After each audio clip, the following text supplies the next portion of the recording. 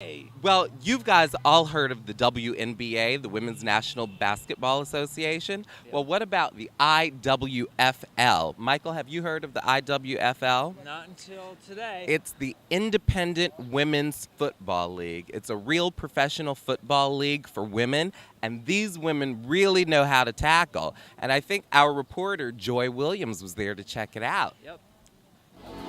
Hi, I'm Joy Michelle Williams of Access Central TV, right here at August Martin High School in Queens, New York, on the football field.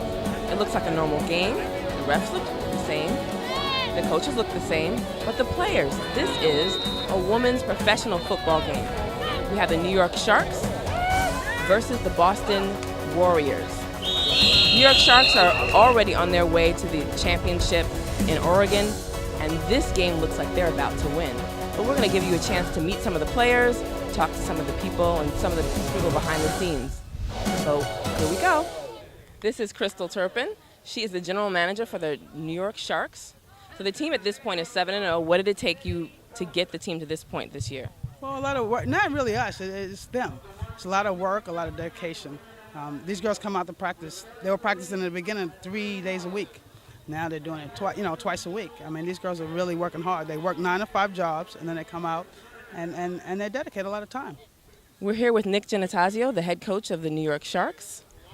So when someone asked you at first to coach the women's professional football team, what did you think? Well, I had never heard of it, so it took me a little bit by surprise. But once I came down and took a look at it, I saw these girls are real serious and focused about it, and they operate at a real high level. I coach a high school football team too, and they're on a different level because they're career women, so they're much smarter and they're quicker to pick things up. So it was a pleasant surprise. So what has been the greatest challenge to coaching the women?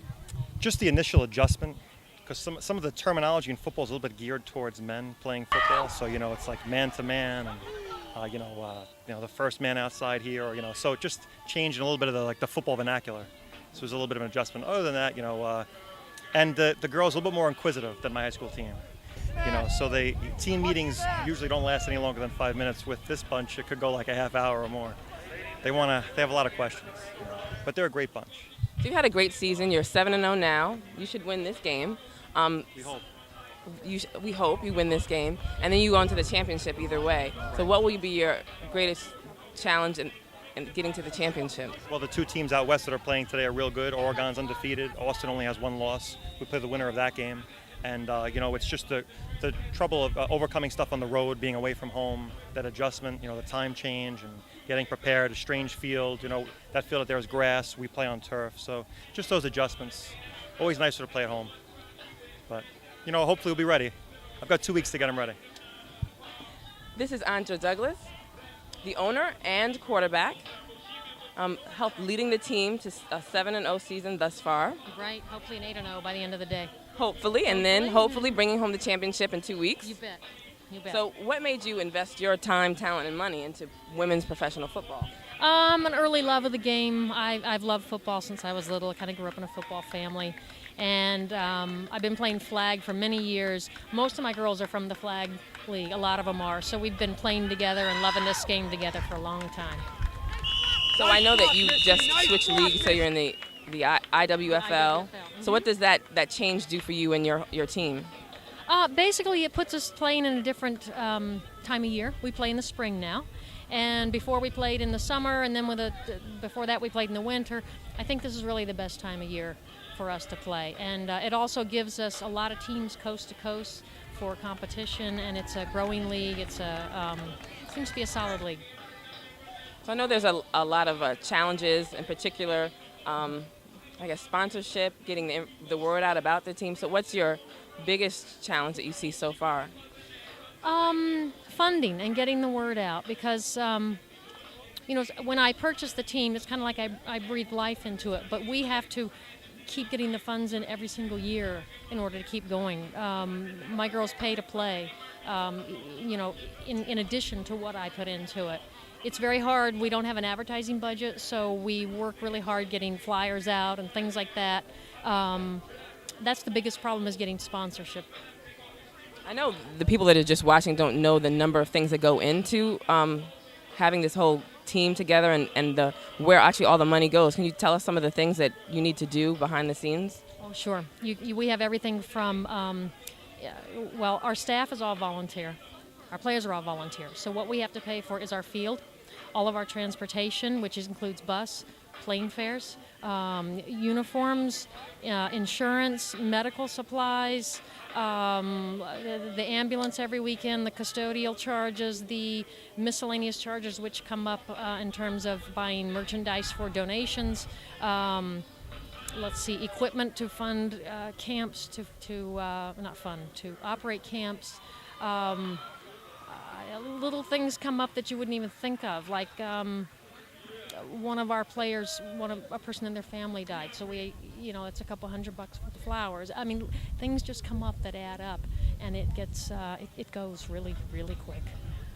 It seems you have a great cohesive team, and there's a rich diversity. I mean, from ages from 18 to someone I know as a grandmother. So what is the thing that keeps you all together? We all love the game. I think this year, this team is the most cohesive ever. We lost a player last year in a tragic car accident, and this year we've dedicated the season to Sharon.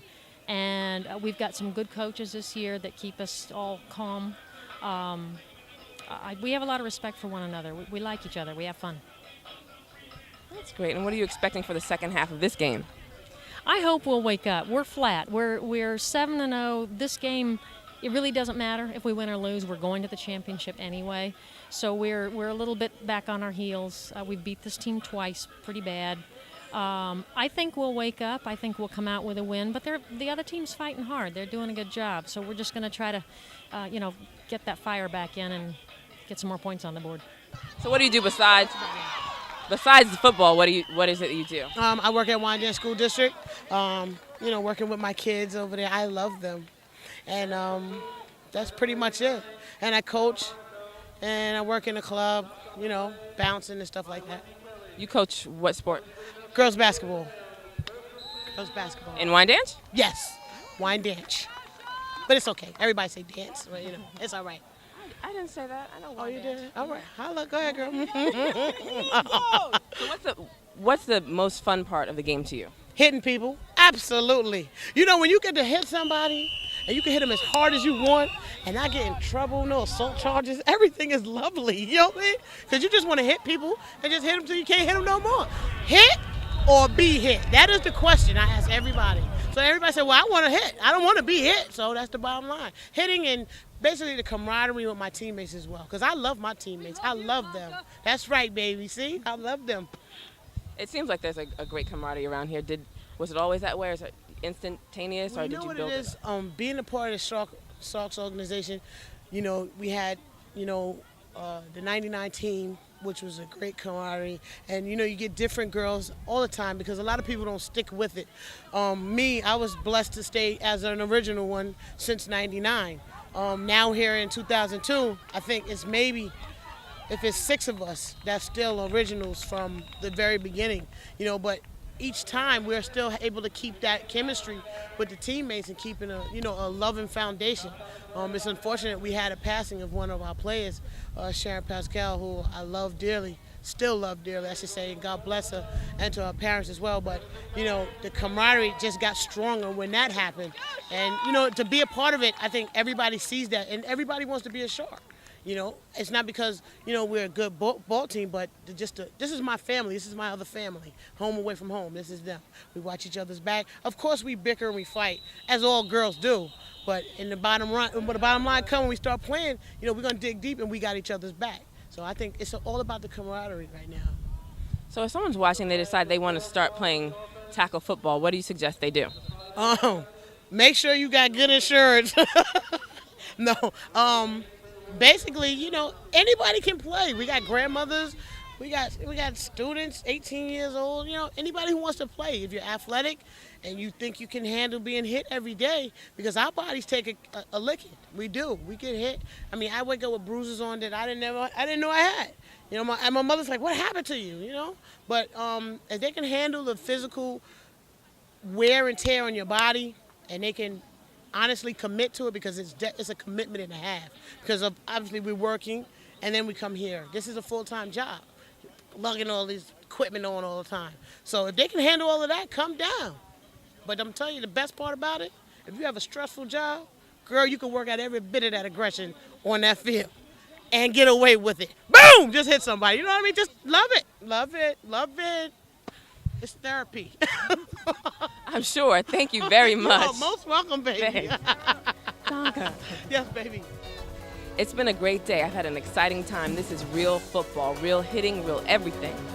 And the New York Sharks have won, and they're on the way to Oregon for the championship. This is Joy Michelle Williams for Access Central TV.